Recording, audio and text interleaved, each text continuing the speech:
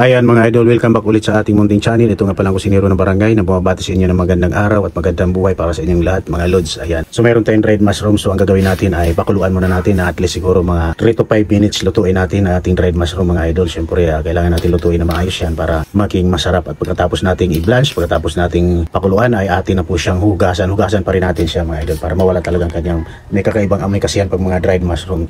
So ayan, nagprepare tayo ng ating sausawan. Walang iba kundi ang ating soy sauce, brown sugar at ang chili na chinap-chap natin at konting mantika. Ayan, syempre kung lagyan natin ng umami or bitchin, pwede na rin natin lagyan. Ayan. So ayan ang aking diskarte. Meron tayong bulalo. Ayan, yes, bulalo mga idol. Naluto na at pre-pressure cooker na natin. So ang gagawin natin, iihaw natin at ipahid natin yung ating tinimplang pang-marinate, pang-pahid mga idol. Ayan. So ganyan lang, ipahid-pahid lang natin para tumalab ang kanyang lasa kasi pag idirekta natin lagyan ng sauce ang ating bulalo, lagyan natin ng gravy sauce, so parang nakakasawa at hindi talaga siya masarap. So mas masarap yung medyo may smoky siya ng konti, medyo inihaw siya ng konti. So hindi lang konti, dapat talagang iihaw talaga para mas lalong lumasa at sumarap ang ating steak bulalo mga idol. Ayan, kagaya niyan. O yan, ihaw na ihaw mga lods at syempre dahil doon sa pampalasa, malasa na rin yan. Ayan mo lang, mas maganda kung may medyo nasunog-sunog na siya.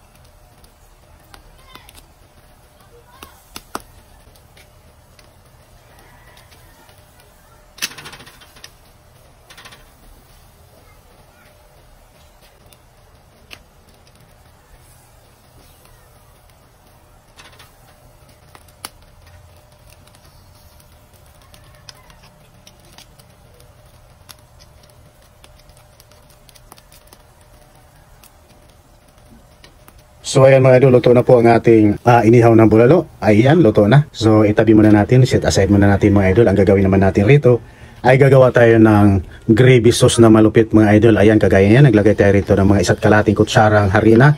Ang gagawin natin rito ay itusta muna natin ng konti, medyo i-brown natin ng konti siyempre para mabango ang ating gravy sauce. Ayan, hayaan lang natin siya sa mahinang apoy.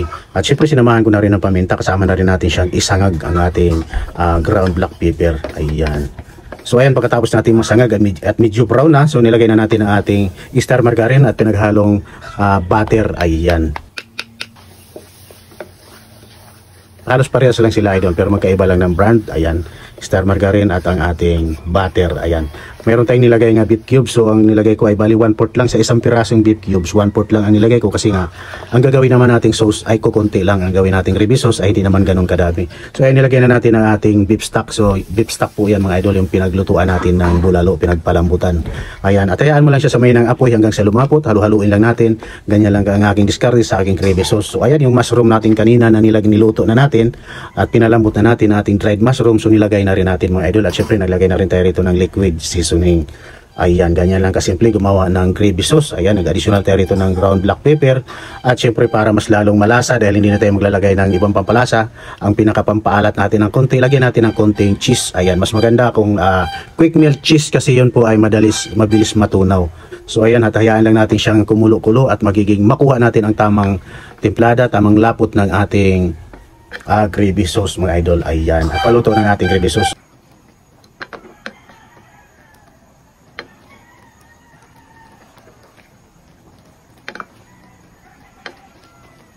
Ayan na nga, prepare na natin ang ating inihaw na bulalo. Inilagay natin sa ating pinakamainit na sizzling plate. Ayan mga idol. At habang mainit, ibuhos na natin ang ating gravy sauce sa ating inihaw na bulalo. Ayan, ganyan lang ang ating diskates sa ating bulalo steak na talaga namang pang restaurant ideas mga idol. Ayan. So parang kumain ka na rin sa mga mamahaling restaurant pag ganito ang ating niluluto.